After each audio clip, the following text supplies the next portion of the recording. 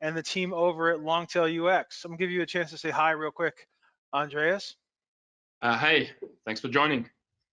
Nice. It's a pleasure to have you. So, the non-click Google search is something that we're always talking about in the world of SEO. So we're going to have a great presentation today on a lot of that and how to get that traffic back or make the most of that traffic. And really, it's just an update from an SEO perspective on, like, it's not just about 10 blue links anymore, right? There's a lot more options out there and how to really use those to your advantage. Before we get started, though, I need to do a little bit of housekeeping. So just to let everyone know, the presentation today, the slide presentation will last about 30 minutes or so. We'll have a couple of polls that will launch during the presentation. So as a reminder, I'd like to ask everyone to go ahead and vote on the poll. It won't take long. It won't be as hard as a upcoming presidential election in the US, but go ahead, vote, A, B, C, D, et cetera, et cetera. That information is quite valuable to us, not only to see how you feel on different topics, but also to let Andres and team craft the presentation accordingly. Also, after the presentation is finished, we will have a Q&A session. So please go ahead and ask questions over the course of the presentation. We won't be answering those questions immediately. What I'll be doing is I'll be compiling and consolidating them for the Q&A session at the end of this presentation, which will take about, we usually dedicate about 20 to 25 minutes to Q&A, so we'll get a lot of things answered, and more questions that you have as part of that discussion, please drop them in during the Q&A as well. Just also to let everyone know, our partners Longtail UX have provided us with the slides for today's presentation. They'll be made available to you along with the video and overall presentation recap, which is usually published on SEJ the following week. We'll be emailing all registrants of the webinar with that information. And I believe that's everything. So I'd like to hand things over and you can get started. Yeah, thank you, Lauren. Thanks for having us. And yeah, thanks for the introduction. I'm going to hand this over to Jeff just for the first few slides, and then yeah, I'm going to talk about the rest. Yeah, good morning, good afternoon, good evening, everybody. My name is Jeff Deutsch. I'm the marketing director here at Longtail UX, and really excited to have Andreas here in front of a very full audience. There's thousands of people from around the world have signed up for this webinar, and it's because we're all starting to acknowledge one kind of uncomfortable fact, and that is that Google is now our #1 competitor in search. Andreas is going to prove that beyond the shadow of a doubt, and more importantly, so he's going to show you exactly what to do about it. And you know, people here, everyone on this webinar today follows Search Engine Journal because you know you want to know the most cutting edge new stuff, the new tactics to deal with all of the new challenges that we get.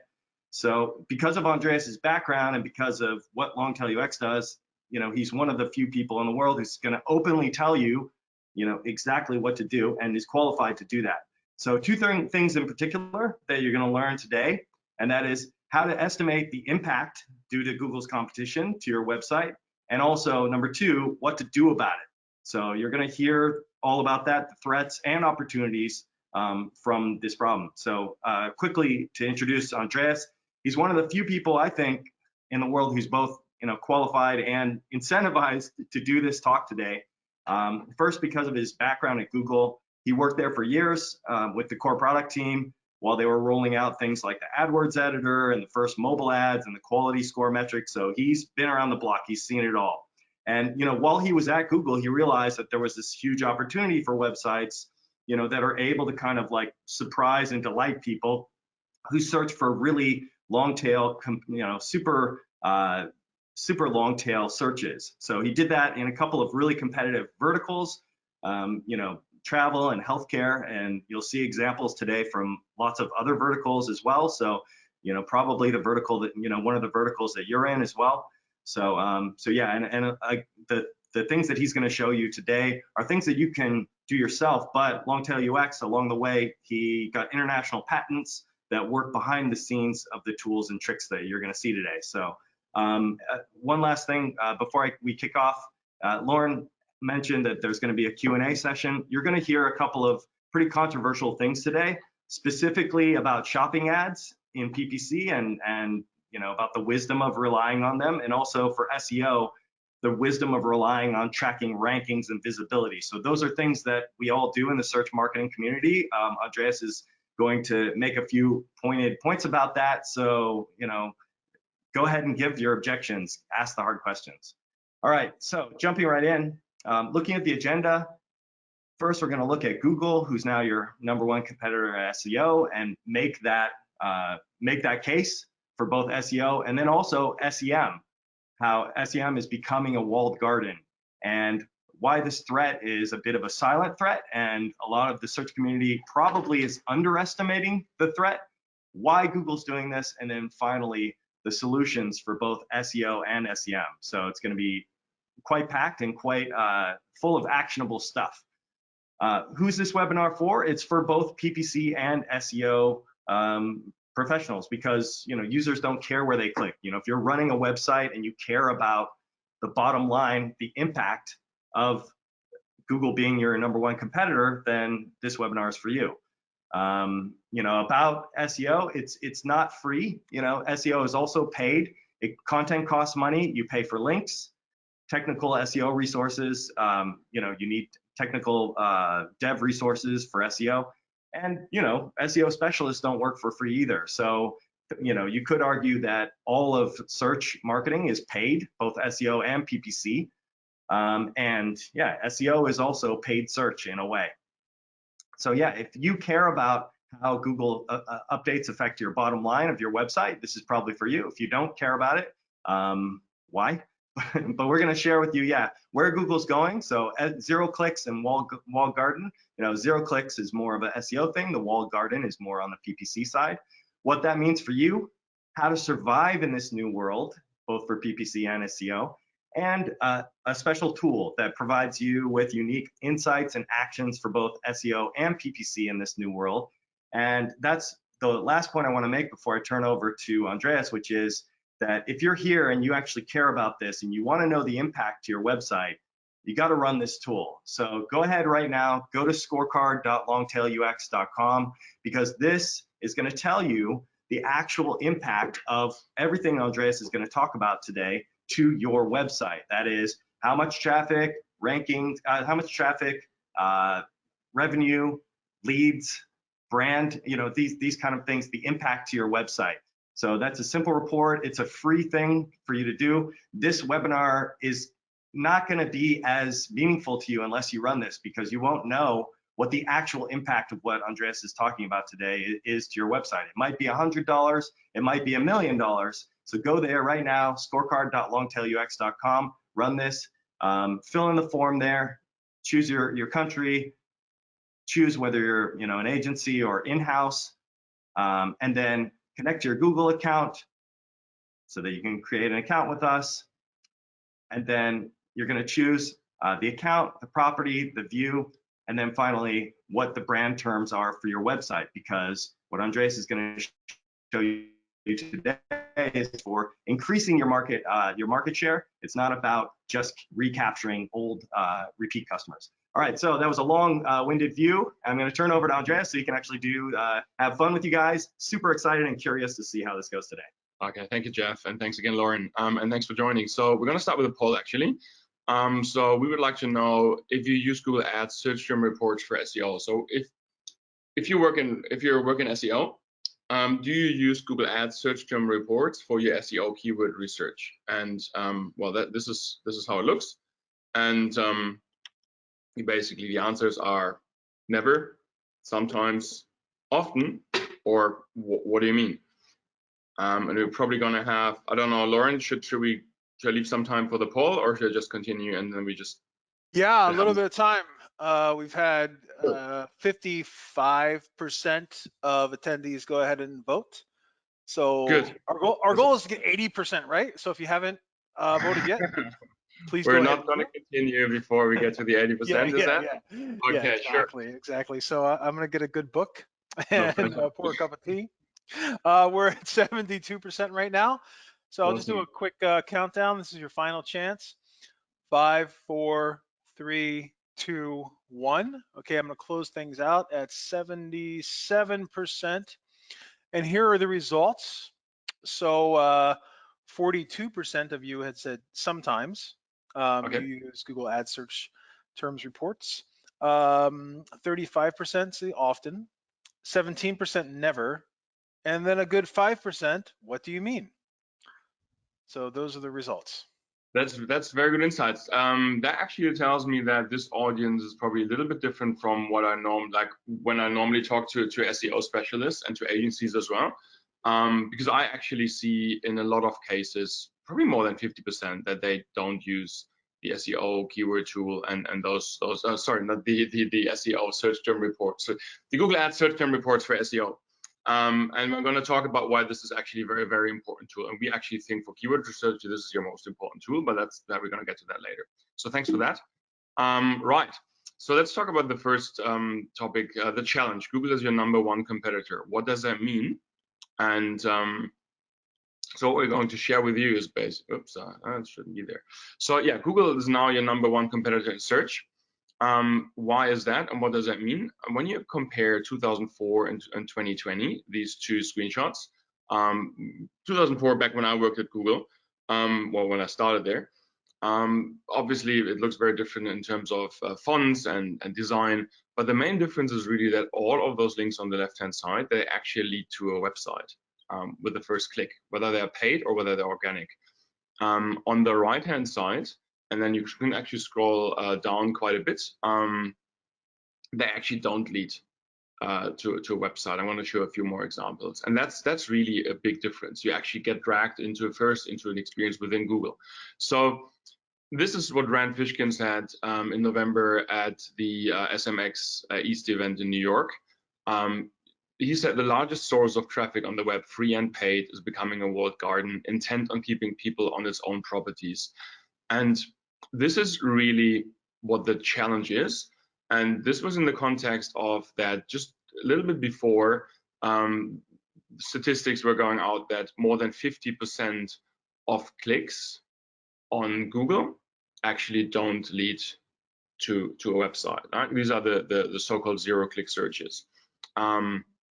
And that was quite big news actually, like from mid of last year onwards. So just here a bit of proof. So just one example, pet-friendly hotel in Las Vegas, right? If you want to go to Las Vegas and you actually want to bring your pet, well, first you have your text ads, but from a SEO point of view, well, then you have the widget. The widget goes into the Google hotel search experience. It takes quite a few clicks until you actually get to a website. And then you have the answer box, and then you have your #1 organic search results. So from an SEO perspective, what used to be amazing, I am #1, I'm TripAdvisor, #1 for this result. You used to get like a really high click rate, like 15–20%, if not higher.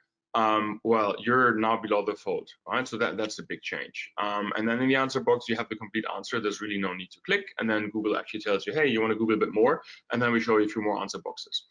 And also every time you actually open an answer box, there's more questions and answers from Google, which is nice for the user, but obviously it's a bit of a challenge because you provide the content as a website, you paid for it, and the click actually doesn't go to you. Finance, United Airlines, credit card, travel benefits, same thing here. You can pay for the traffic, but when we talk about SEO, you have your featured snippet, and in the featured snippet, usually there's so much information you don't actually have to click. And then you have the answer box. Here's a fact that the click rate of a #1 search result actually falls by 39% when a featured snippet is present. So yeah, that's quite a bit. And then again, your #1 organic result. In this case, actually, like since a few weeks ago, this would even be deduplicated. So Chase wouldn't even have that organic result. You just have the answer box. Yeah, this is what I was talking about. So there's deduplication right now. When you have a feature snippet, then you actually don't have the extra link anymore. So your click rate decreases even further. Automotive, just one last example, 2016 Tacoma invoice price. You want to actually know how much that costs, that model. And yeah, there you go. You have all the information there. Then you have a few like answer box, a few question and answers, and then again the #1 organic search result. yeah, doesn't actually count as much as it used to be. So, hey, Google searcher, why didn't you click any of the links to these websites in more than 50%? Because you don't have to, right? You've seen it all. Paid search. Let's talk about paid search. How paid search is becoming more and more of a walled garden. And I'm going to get a little bit into also the why on the paid search side. First of all, though, I'd like to do like the second poll, also just to understand a bit like the audience. So what's your biggest challenge in PPC? Is it one, increasing competition, so higher CPCs, lower ROI? Is it two, increasing complexity, too many ad formats, too many features? Is it three, limited control with increasing automation? So smart shopping, DSA, smart bidding. Automation always is nice because you don't have to do it manually, but obviously there's a control element in there. And then four is the tech limitations, and content creation for landing pages is actually your biggest challenge in PPC, not so much the actual system and competition, but what you have to do and can do on your own website. So I guess we're going to leave a few seconds for that again, and Lauren will tell us when we've reached the 80%. Yeah, we're close. We're closer. So we're at 55%. If everyone Okay. can vote. And of course, there are many of you that are SEOs out there that may not practice PPC on an ongoing Sure, basis, but all of us yeah. have once or twice in our lives, right? So go ahead, take the chance to vote. We're at 65% right now. So I'll just do a countdown for the moment. I also see some people that are voting via the question box. So you'll go ahead and you'll have that information Awesome. afterwards as well. So let's go ahead and count down. 5, 4, 3, 2, 1. Closing the poll and sharing the results. So 51% of you have voted that your biggest challenge is increasing competition, higher CPCs and lower ROI. 20% have chimed in at increasing complexity. Sorry. That wasn't not a very complex word to pronounce, but somehow I messed it up. So increasing complexity, too many ad formats and features at 20%. 16% say tech limitations and content creation for landing pages, and then 13% limited control with increasing automation. So I'll go ahead and close this now. That is very interesting. Well, thanks for sharing and thanks for voting. So to me, that tells me, and again, please contradict me in the comments and the questions. That tells me that in general, everyone loves automation because it makes things easier. Obviously, well, some 15% or around that feel that you lose a bit of control. But then that competition is really, really important. And also tech limitations on the website. Interesting, but mainly competition. Right. So yeah, let's talk about automation actually, because Google Shopping is one, right? So so the topic is the walled garden, or Google becoming more of a walled garden, or how we call it, the Amazonification of Google search on the paid side. So your products on Google Shopping, right? When you search for a bit more specific thing here, 32-inch curved monitor. What's your experience? Everyone has probably done or clicked on Google Shopping ads, so you know how it goes. But I'm not sure if everyone actually has thought about how this experience would be in the real world, and also like a few interesting special features on Google Shopping from a user perspective. So you click on here, your first click, all right? So the first interesting fact, this actually opens in a new tab. All right, this is the only ad format that Google opens in a new tab. And why would Google do that? We'll get to that a bit later. So it opens in a new tab and you have one product.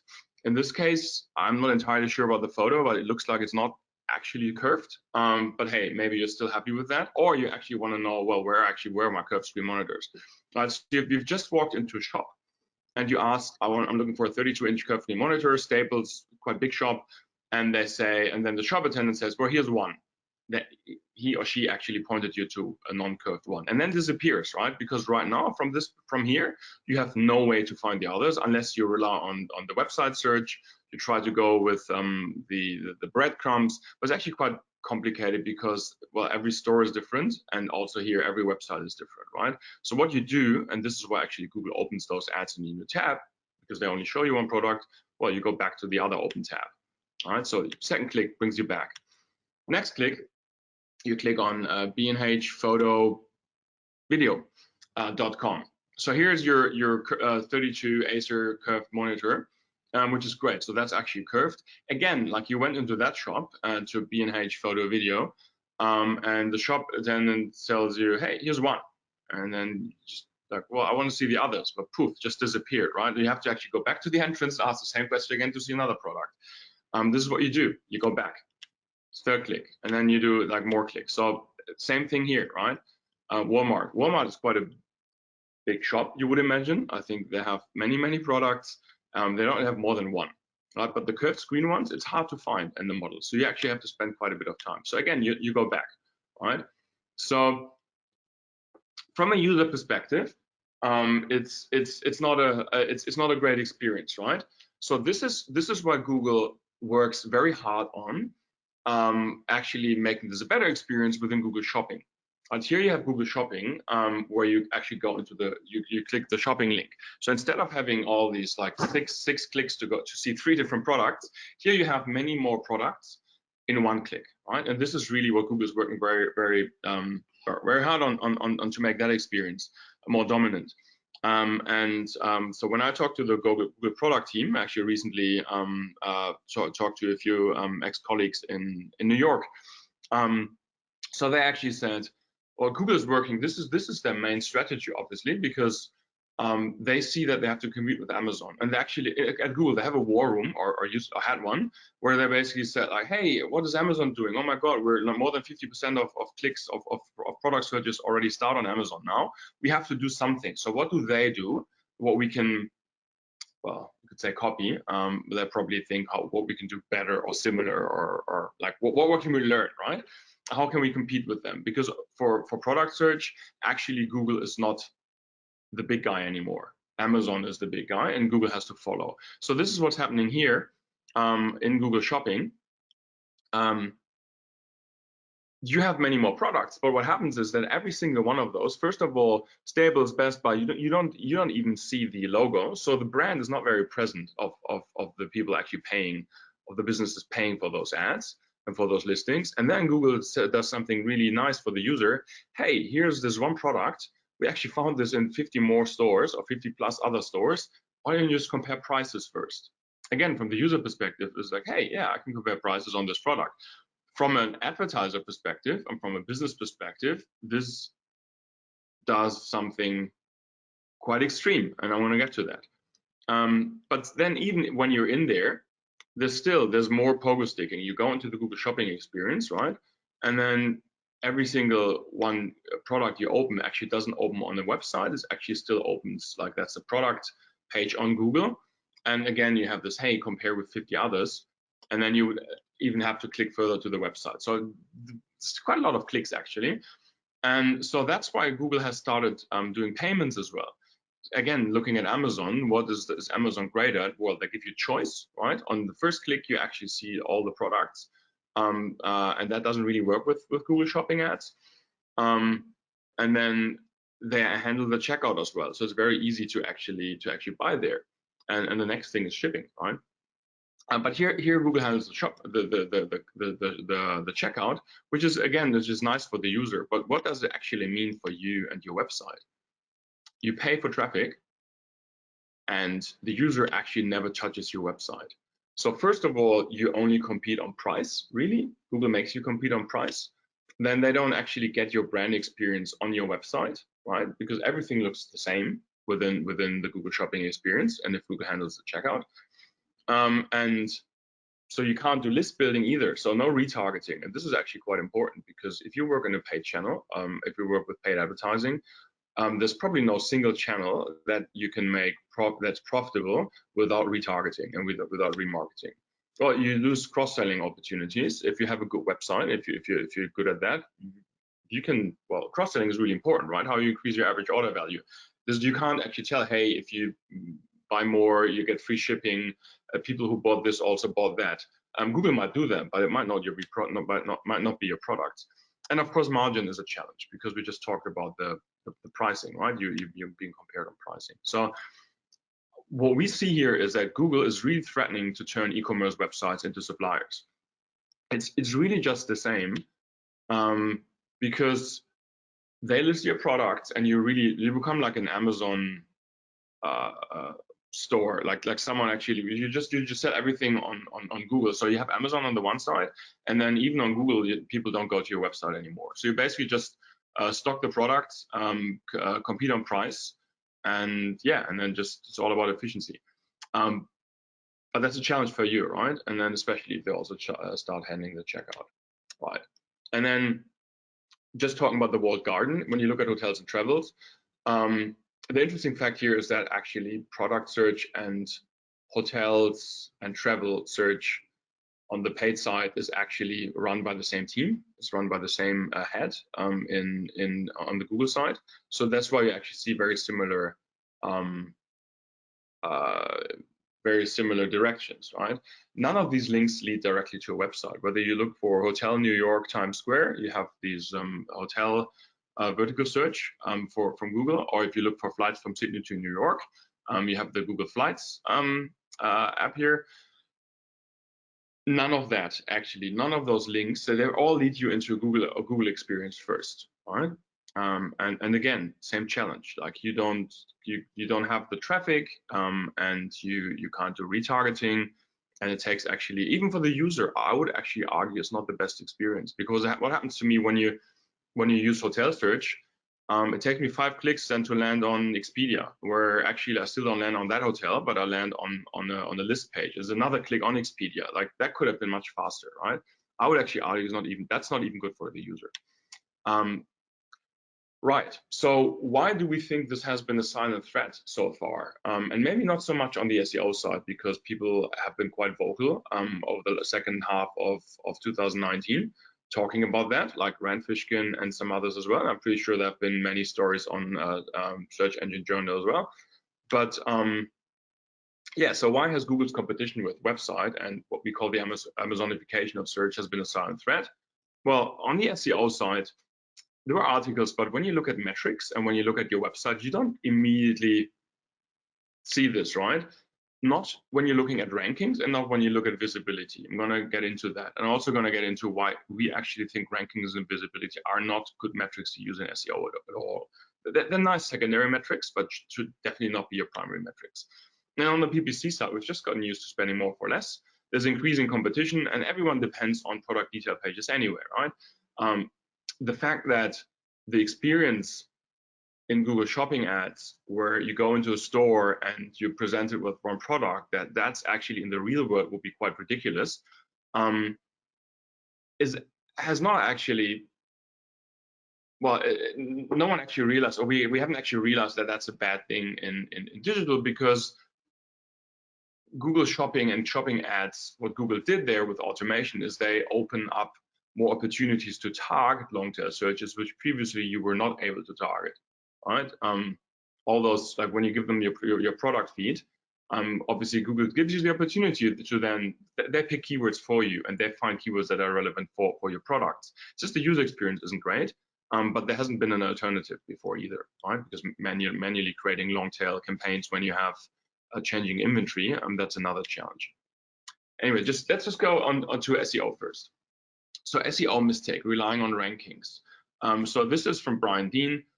This is, there are probably more like different ones of these stats out there. So you see the click-through rate by position in organic search, click-through rate breakdown by position. And this one here, for example, tells you for an average position 6, you could expect like 6.23%. In reality, though, when we look at, well, if you go into Google Search Console and many of our clients, first of all, you see changes. Your overall click rate decreases like over the last years, and that's because what we're talking about, there's just more zero-click searches. But just in general, like now, when you look at the actual statistics, and when you look at what's your, here, this example, what's your actual click rate for average position, which is better than 6, 5.8, slightly better, was 0.8%. That's nowhere near 6%, right? So relying on rankings, tough one. And here's just why that's the case? Well, 30 in this case, 33 out of the 37 links above the post don't point to a website; they point to Google, right? So if you're number one here for Wikipedia, and especially if you're number two below that, yeah, you don't have a click rate anywhere near what you could expect previously. The other one is relying on visibility. So here's a really nice example where Merriam-Webster, on the one hand, increased on keyword visibility quite a lot since 2011 until to the end of 2019 by 150%. Like that's a big increase. But at the same time, they actually lost 30 to 70% of traffic. So on average, 50%. They lost 50% of traffic, according to a study which was done, which you can find on SparkToro. So this is Rand Fishkin's. This is extreme, and we see this many times. We actually even see this when we talk to potential clients and say, hey, here's our results for some other websites, and then they check, okay, hey, here's a new tool. We have to ask our SEO agency what they think, and then the SEO agency looks at our case studies and then runs those keyword visibility analysis and say, well, actually, this can't be true because the keyword visibility actually went down for these websites. But the fun fact is that we can actually see a first-party data that traffic went up. Right? So something must be wrong with that. So, and then the fun fact again is that people seem to rely much more on third-party data than on actually traffic.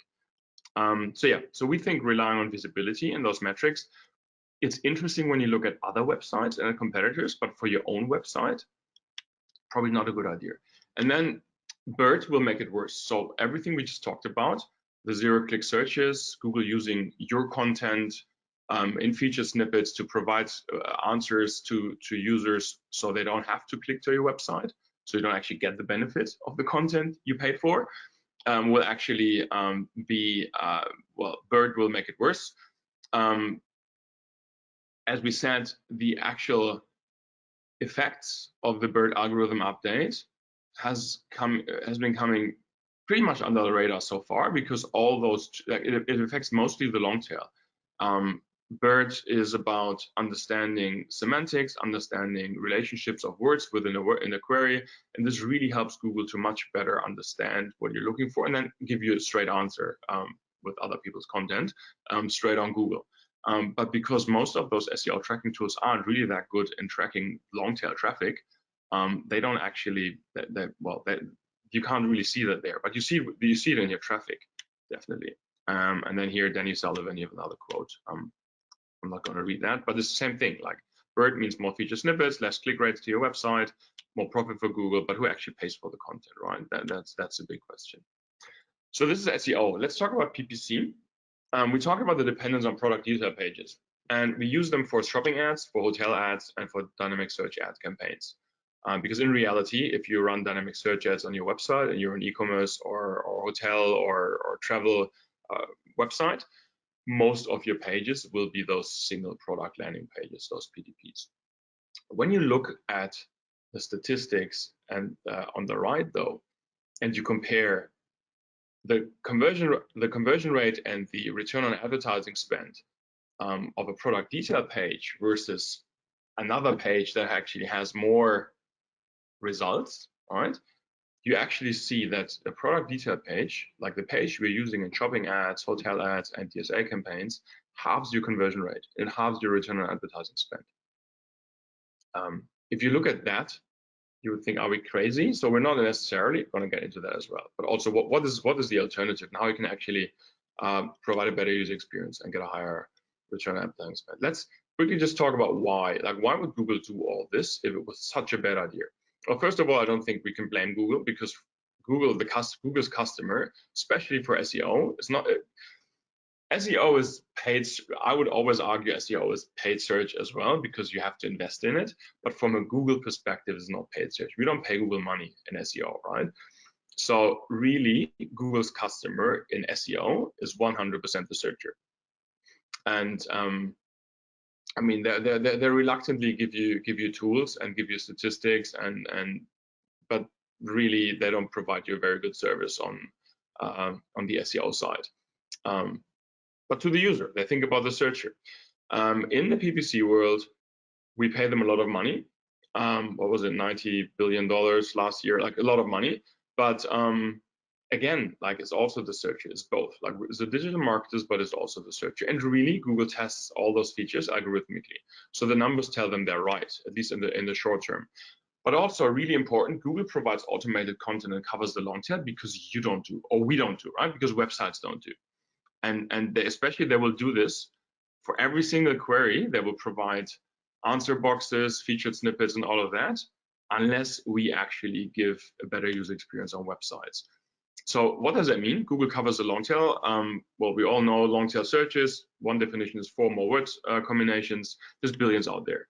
And here's the big challenge. Content on websites is siloed. So like a simple query like best food on sofa in New Jersey, to answer that, if you go onto a website, it will probably sit, the content will sit in 3 different silos. On the one hand, you have your food on sofas. If you're lucky, they're actually a subcategory. Otherwise, you have to somehow piece them together on the sofa section. Then you have your store locator, if you have store locations, but then they're not together. And then you have your blogs and articles where they maybe talk about what's the best food on for different types of uses, right? Like if you always sleep on it, if you only use it once in a while, whatever it is, right? But they're still in different sections. And that's a challenge. So you have one click, and then Google knows, or Google sees that there's not all the content is on one page, right? So then Google is almost forced to provide a better user experience in their system. So they also know that pogo sticking on product pages is bad, right? They do open those shopping ads landing pages in your tabs on purpose because they know it's actually not that great and you will have to come back. So they have to solve this within their own system. So in this case, for example, you have like local shopping where Google gives you the experiences, you have the store locations and the products together, right, within Google. But again, that's not on your website. But yeah, it's a reality. That's a challenge. And then we can blame Google a bit. When you think about that, Google Analytics doesn't really show on the SEO side, doesn't actually give you a lot of data for SEO. And then when you go into Google Search Console, you only see clicks and impressions, but you don't actually see conversion revenue for SEO, right? So that is definitely a challenge. And then the third one is, this is a fun fact. So we run a lot of landing pages for a lot of websites. So our system basically automates and helps large retailers and finance insurance websites and lead gen websites to have more relevant landing pages for the long tail of search. So we work in the long tail, and how we report is that we run landing page reports to see how much traffic actually these pages generated and how many conversions. We see in our case that between 10 and 20% of that traffic comes from direct within Google Analytics. There's a Groupon case study where it actually says up to 60% of organic traffic is reported as direct. So that's a challenge as well, right? Basically, you're spending money on something and then you don't even get proper statistics, well, to measure the return. So we talk about all the problems now, and I'm very interested in your perspective on that. So if you have any questions on that or any comments, please put it into the questions, into the Q&A section, and we talk about those later. I'm going to talk about solutions, right? Because there are solutions. Well, there was Rand Fishkin's solution he presented, which is basically means sue them. Of course, if you have a case like a Genius, where clearly Google took the content and didn't even label it as Genius's content, you have a case, right? You can go to the courts. But really, there's downsides, right? Expensive, time consuming. It's not for everyone, and in most cases, actually not that extreme, right? Then the other one I really liked, what he presented was you have this decision tree. I'm not going to go into all the details, but what it really means is on every single search query where you're ranking, and whether you maybe you're in a feature snippet or somehow in an answer box, ask the question whether you still have a benefit or not, and then make a decision. But if you do this manually, especially first of all manually creating the pages and then manually making those decisions, again, it's expensive, time consuming, and then also uncertain outcome, because you're actually optimizing towards like a moving target. Because just because there's an answer box and there is a feature snippet prominent in position 1 on Google for a search query right now, it doesn't actually mean it has to be there all the time. And I want to get into what that means. So yeah, so better, we really like this way of thinking. if you can automate it. So target long tail keywords at scale, know when you provide a better content than Google, but not just looking individually at it, but actually at scale as well. Because if you're a big website and you target hundreds of thousands of keywords, that's tough to make that manually. And then really make just informed decisions based on data. We're going to show you how.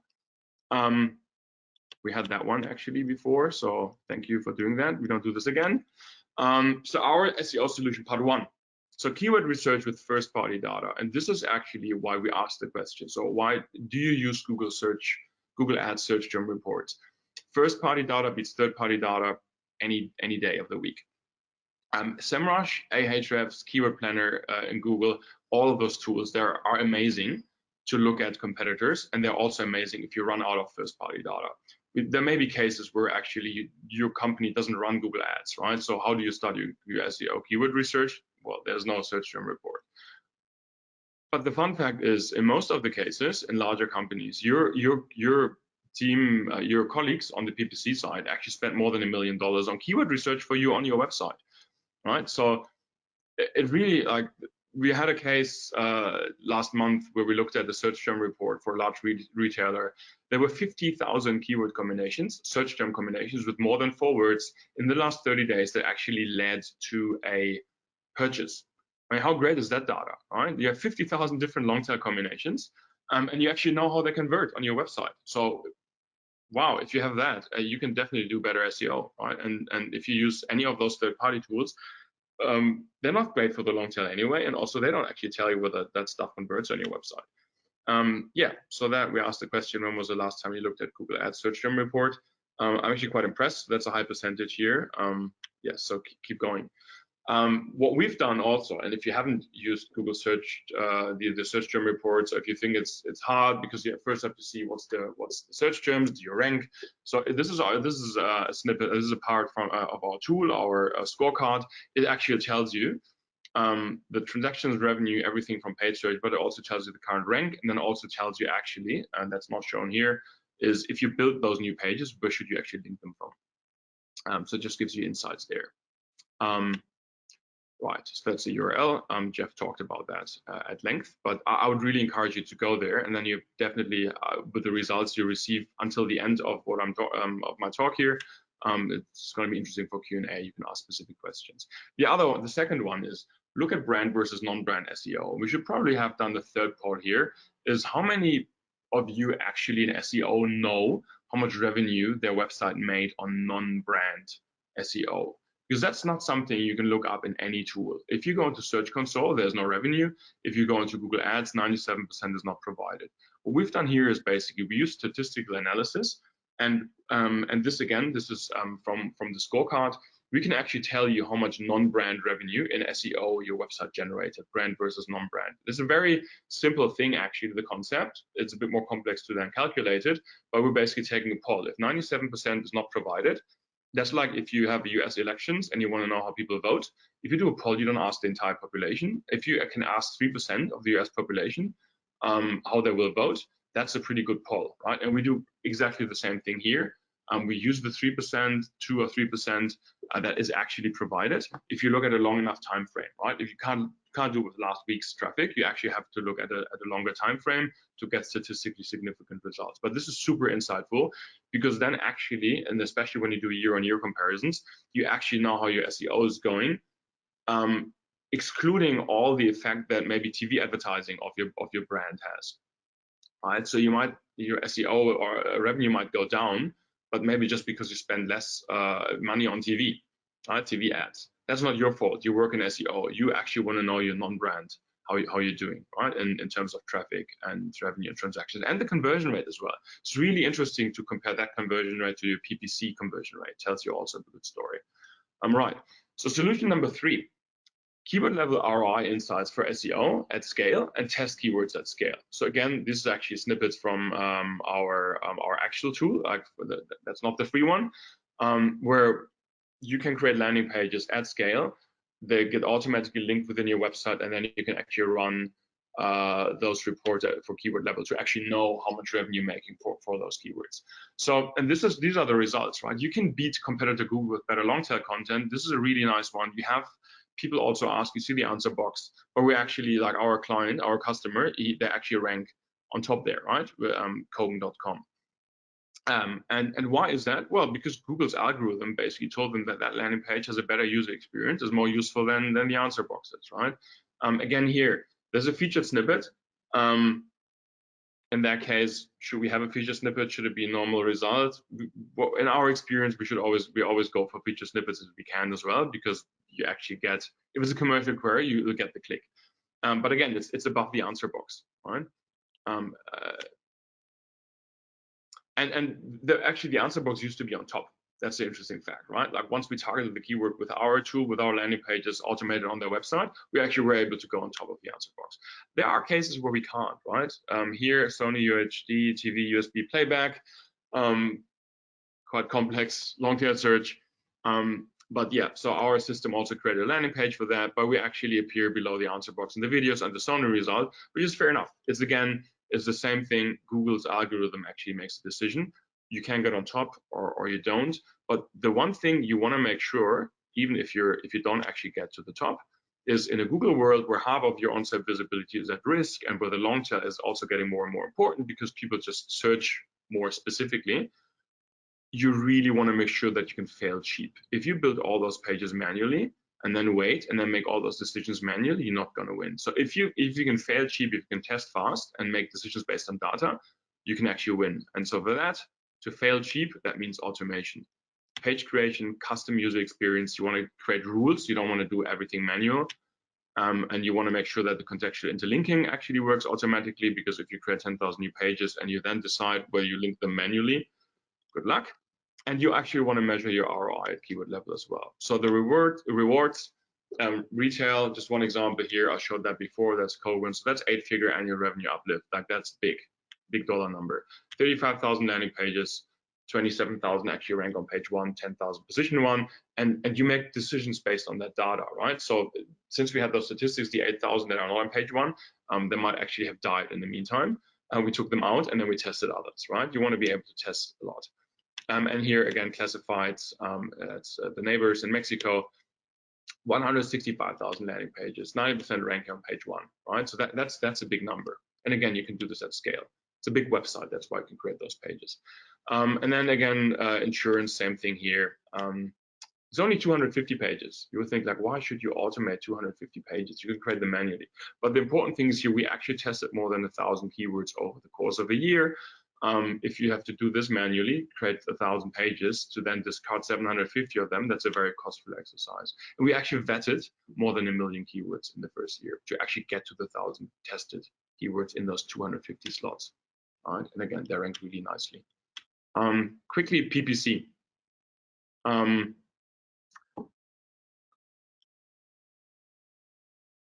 So when we look at PPC, we talked about that. Everyone's solution on paid search is let's pour more money into product detail pages.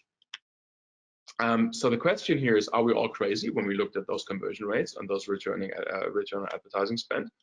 Well, until now, there was simply not a good solution to target long tail keywords outside of shopping. If you have changing inventory, well, you're actually quite happy that you have shopping ads, right? Even though it's a funny user experience. But before, you actually couldn't properly target those keywords at all. But what about if actually every keyword could create their own landing pages with more products? So on the one hand side, you have the single products. These are single product pages.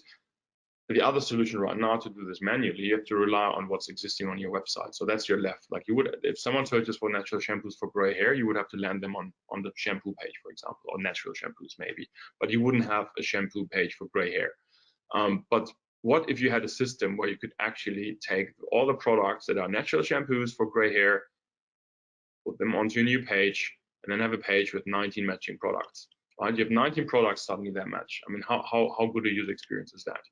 And then what if you could actually then let those landing pages create their own campaign structure? So every landing page then translates into an ad group automatically. So you have a single keyword landing page that translates into a single keyword ad group. And you do this automated, depending on your inventory. All right, same as Google Shopping, but now suddenly you have multi-product landing pages for your existing inventory. So yeah, then you get relevance, choice, better user experience, and your conversion rate goes up. So it actually goes that far that we can actually, when we do paid search landing page automation for our clients, we actually guarantee a 30% ROI uplift. We can tell you if we do not, if this system, if those landing pages with those single keyword landing pages, single keyword ad groups, if they don't increase your ROI by 30%, you get your money back. Right, so just quickly results. You have like frizzy hair shampoo, quite specific. We'll probably not manually create a landing page for that, but our system does automatically. And then we do this for 2,500 other cases, 2,500 new ad groups. And you can actually define, or you only want to target keywords with landing pages when you actually have a minimum number of matching products based on inventory. Yeah, so you can double your conversion rate. Again here, lead generation, you can double your conversion rate. In this case, 70,000 landing pages, 70,000 new ad groups. Again, depending on where they currently have tutors, in which area, for which topic, and also just the ad copy, because it's so specific, you increase your click rate by 4x, but then also you double your conversion rate. Right, that was a lot to talk through. So which long-tail keywords to test, where to start? As we mentioned before, first of all, look at your Google Ads search terms if you're working SEO.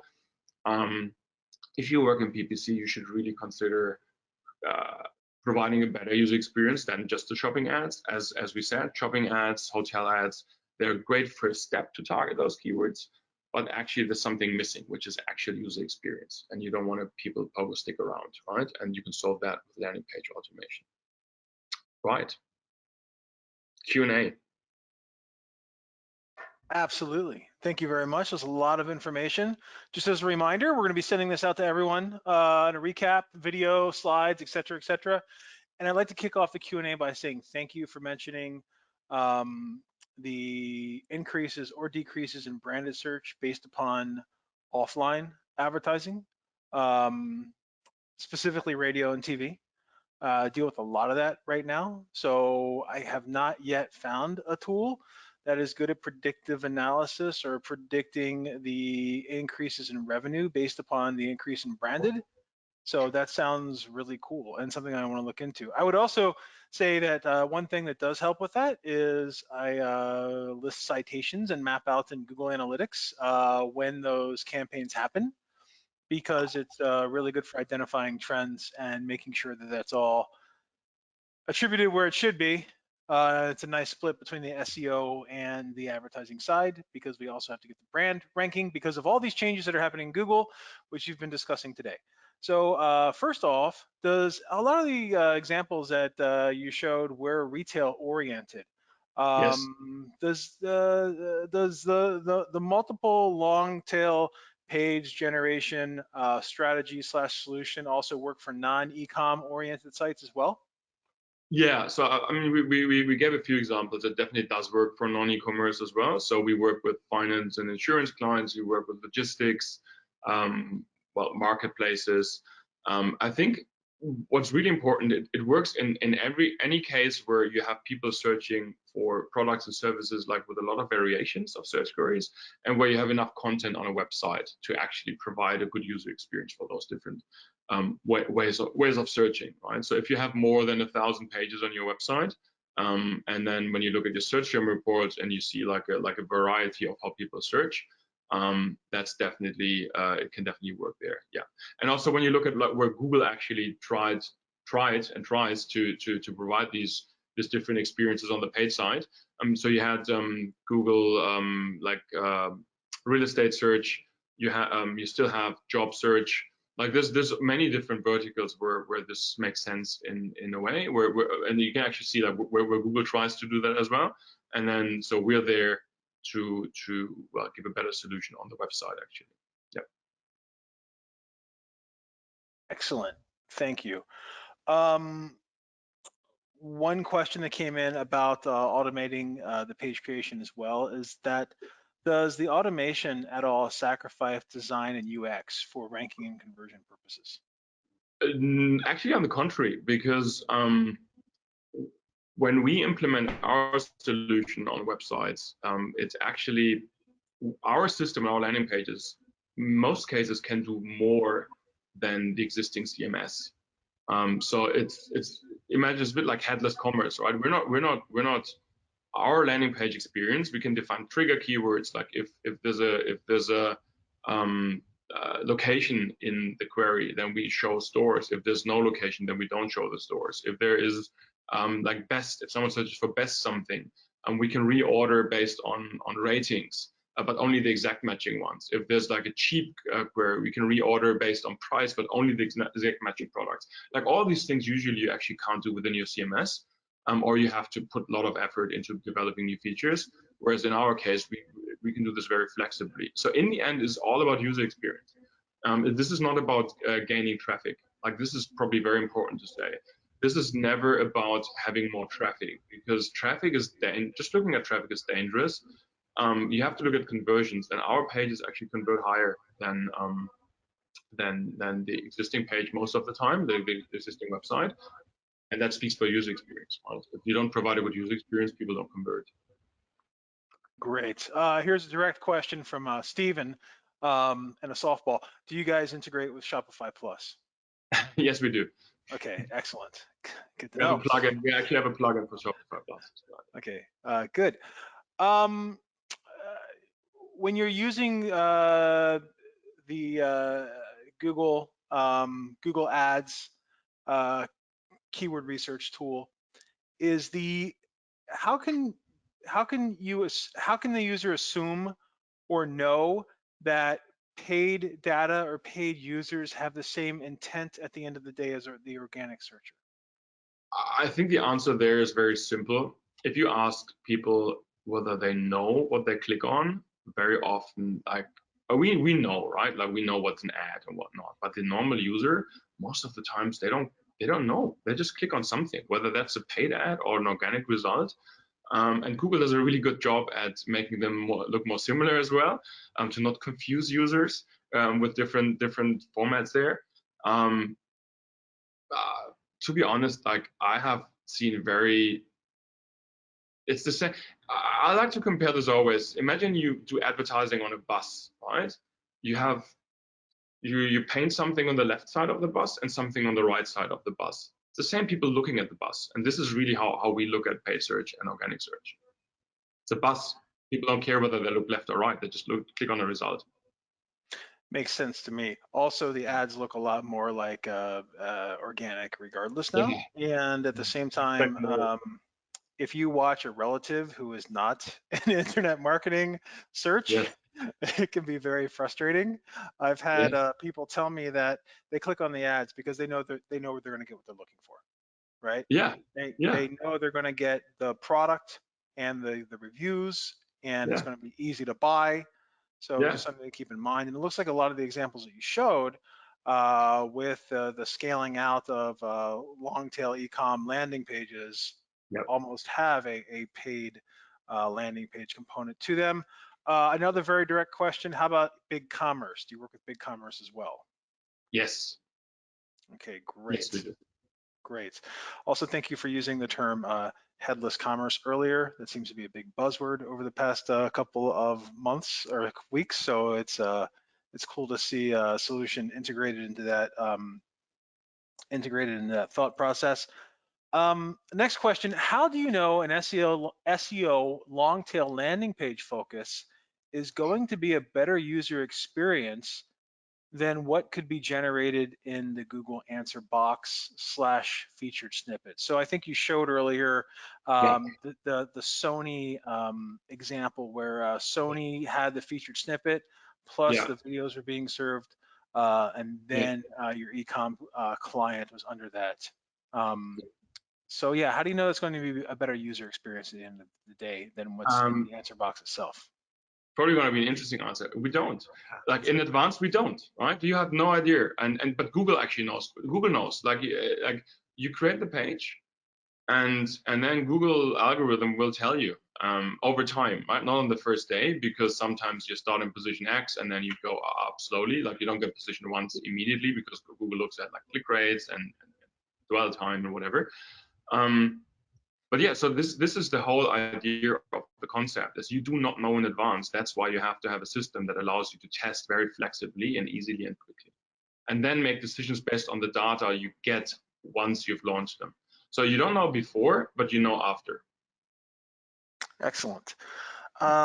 Next question from Anil. It's actually a very good one. So you had mentioned that SEO should shift away from rank and visibility as being success metrics or KPIs that they're looking at strictly from campaigns. So if not, then what should be the metric for reporting moving forward?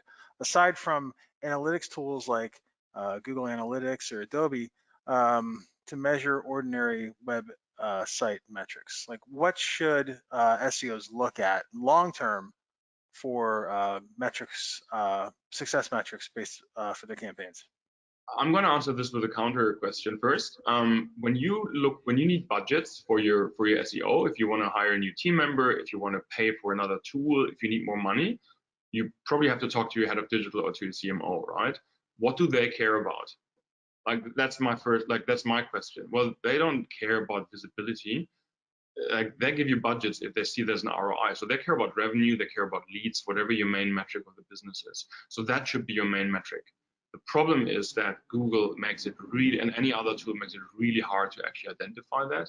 As we said before, most of the time people would not know what their organic search, non-brand organic search revenue was for the last year. Like you have no idea. You know your total organic search revenue, if it's properly reported, that's another question.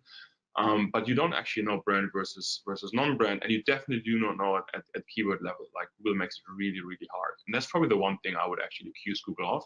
They should just provide this data. It's ridiculous they don't. But anyway, but so you have to look for workarounds. But yeah, your main business metric, what's the metric for everyone else in your business, for paid search, for anyone else, should also be the same metric for SEO. I'm not saying that rankings are bad. They're good secondary metric. You want to look at rankings, you want to look at visibility, but the ultimate metric to make decisions should always be your revenue, leads, whatever and then you can use landing page reports, exactly, and looking at the channel. And that's how we do it. That's how we do it. Yeah, sure. Yes. Yeah, very cool. Agreed. I would also say that from an agency perspective, when we're working with e-com clients, we treat SEO like a return on ad spend. With them, you know, it translates, like you said, it translates internally up the ladder.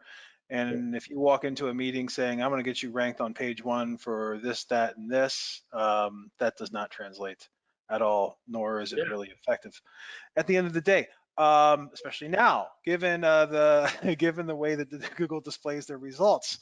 Question came in: do you see Bing, in parentheses Microsoft, following Google's lead moving forward on this side? I think Microsoft in general has done, like when I worked at Google, Microsoft was trying to compete and doing everything what we did, right? It was almost like what Google now does with Amazon on product search. And then they did a really good job at not caring too much anymore about it and focusing actually on what they're good at, right? So Microsoft is an amazing success story over the last, well, whatever, under the CEO. But do they follow the same does Bing follow Google?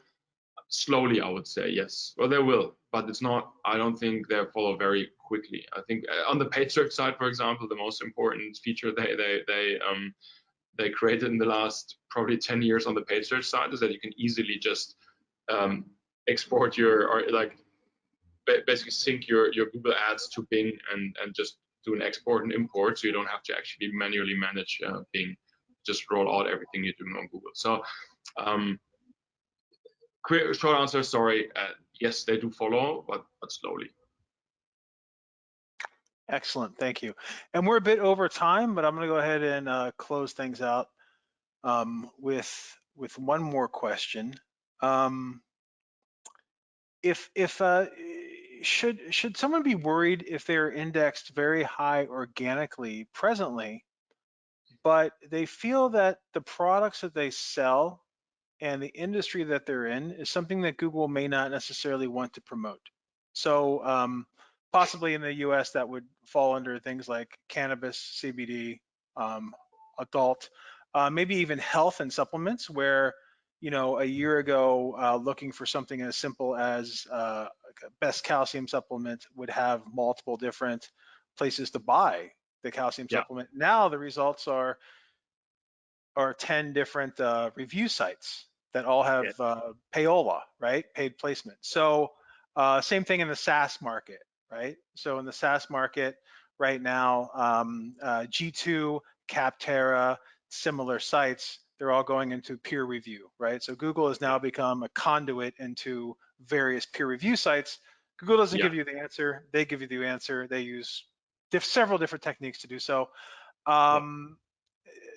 In these industries, do you feel that SEO is still important? Will it eventually destroy their rankings, or should they look into going in a different direction?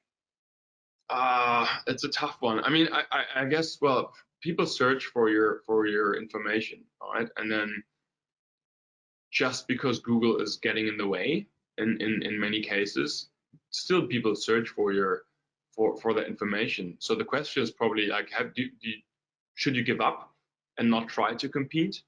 I would definitely say no. Like there's this really good examples where I actually had a conversation with someone from Ticketmaster last week at SMX West, and they say, well, Google is more and more actually taking our content or other, like if you look for a venue or if you look for a sports event or concert, Google actually shows those results, and then